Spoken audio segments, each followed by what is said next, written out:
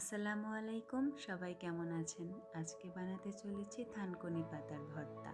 এর জন্য আমাদের খুব বেশি উপকরণের দরকার নেই। আমাদের দরকার রসুন, পেঁয়াজ ও কাঁচামরিচ। আমরা প্রথমে এই ৩টি উপকরণকে শুকনো তাওয়ায় টেলে নেব, সাথে লবণ দিয়ে টালবো। যখন টালতে টালতে এগুলো হালকা ব্রাউনিশ কালার হয়ে যাবে, তারপর আমরা সেটাকে তুলে নেব। সেই সাথে আমরা ২টো শুকনো মরিচও দিয়ে দেব। আপনারা যদি ঝাল বেশি কম খেতে চান তাহলে মরিচের পরিমাণ বাড়িয়ে কমিয়ে নিতে পারেন।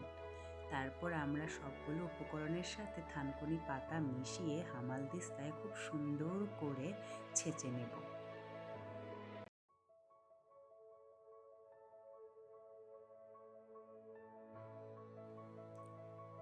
সবগুলো উপকরণ ছেঁচা হয়ে গেলে আমরা সেখানে সরিষার তেল দিয়ে দেব।